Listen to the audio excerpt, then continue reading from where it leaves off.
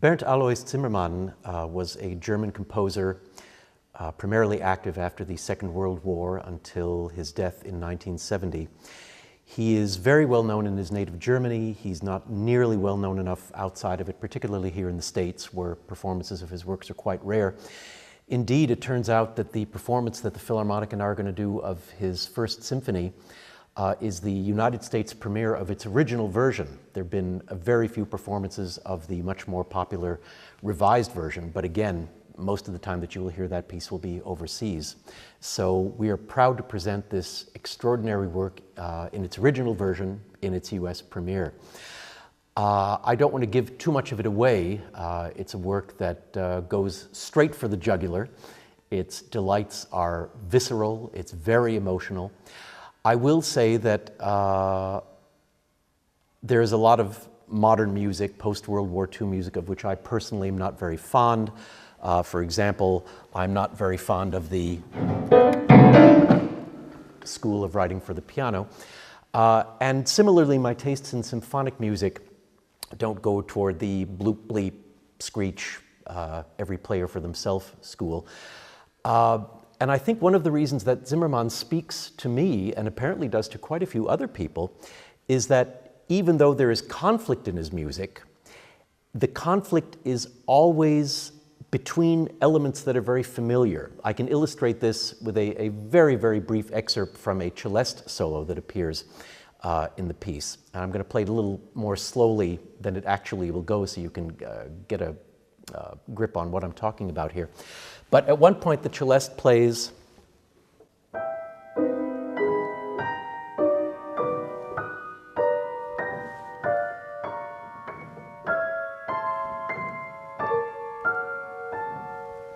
so obviously there's a harmonic tension there, and yet it's not the kind of tension that comes from a bunch of disparate notes thrown together against one another. Now, if I take the two hands separately, you'll see exactly where the tension comes from, and it's about as simple a device as you could want, and yet in Zimmermann's hands it's quite magical. In the right hand, it's all minor chords.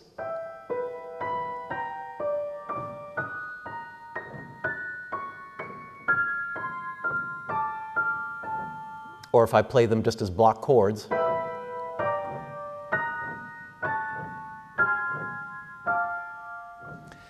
the left hand is made up entirely of major chords.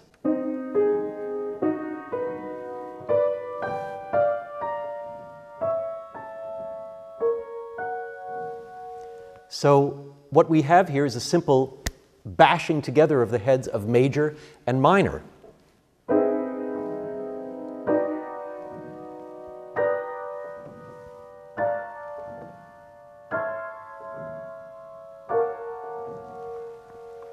Quite uniquely beautiful, disturbing in its quiet way, and yet I think very, very beautiful, the kind of thing that entices the listener rather than puts them off.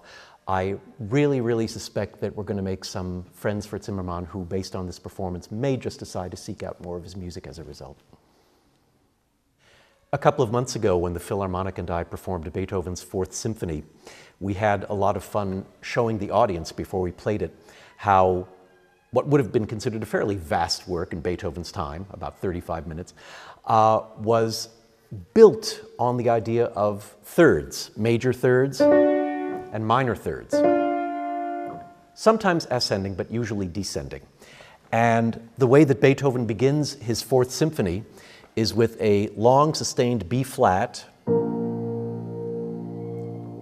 and suddenly we get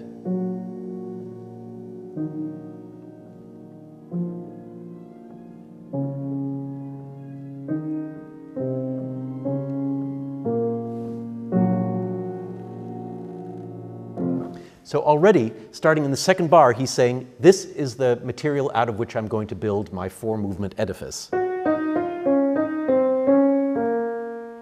And then we gave the audience a dozen examples from all four movements of how the third permeated the symphony. Well, several decades later, when Gustav Mahler wrote his first symphony, he was already exploding the form. He was already seeing the symphony, as he put it, as a world. He said, every time I write a symphony, I create a new world. And even though he was pushing the very limits of what was then considered the length of the symphony, eventually he would write a symphony that went on to be about 90 minutes in length. The first is only about an hour. Similarly, Mahler never forgot that at heart he was a classicist, and even though the dimensions were pushed, this symphony similarly is built on several ideas which he uses to bind these four very rhapsodic movements together. Very, very similar to the Beethoven excerpt I just played, Mahler opens his symphony with a long prolonged A, and then we get a series of descending fourths from various voices.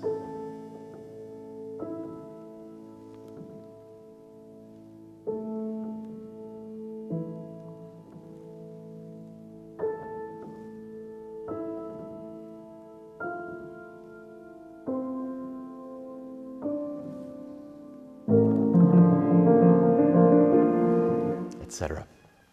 Well, this notion of the fourth, usually a falling one, but sometimes an ascending one, similarly permeates Mahler's First Symphony. It makes its first appearance in the introduction, and suddenly a little bit later, he indicates that the clarinet is imitating a cuckoo call. All of them descending fourths. When the first real melody of the movement comes in, it's a melody taken from an earlier song cycle that Mahler had composed, the Songs of a Wayfarer. What does it start with?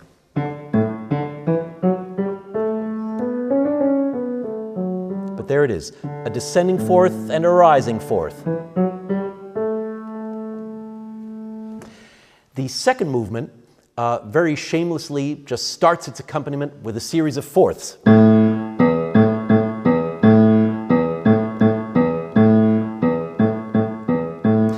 And the melody, when it finally comes in over this accompaniment, starts with our old friend, the ascending fourth.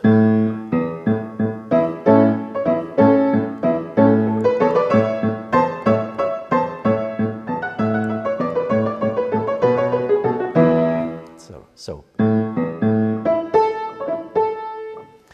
The third movement, the very grotesque and delightfully so, Funeral March, opens up with a series of timpani thuds.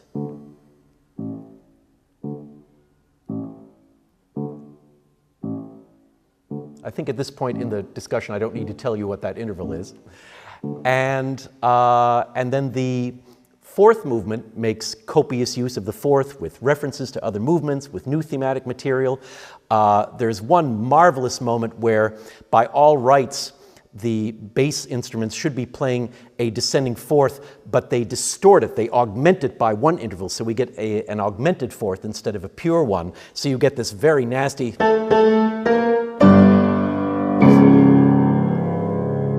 Then they finally get it right.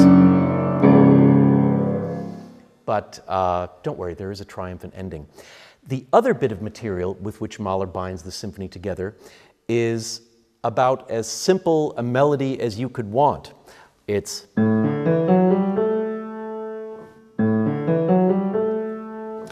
present in the Songs of a Wayfarer melody.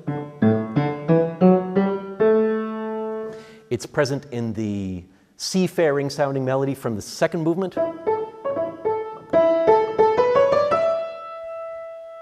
And in the grotesque Funeral March, one of the themes that comes in is in the clarinets and bassoons.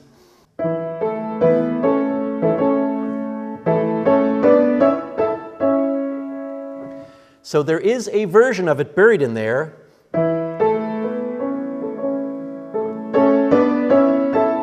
If we just take some of the middle stuff out,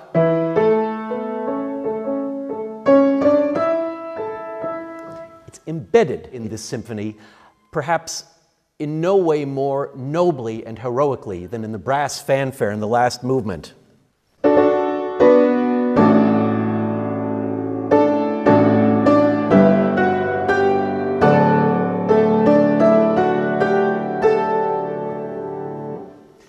So even though Mahler was already thinking on a far grander scale than virtually any of his symphonic forebears, There is a tightness, there is a logic of construction to this piece that harkens back to his intense love of the classical period.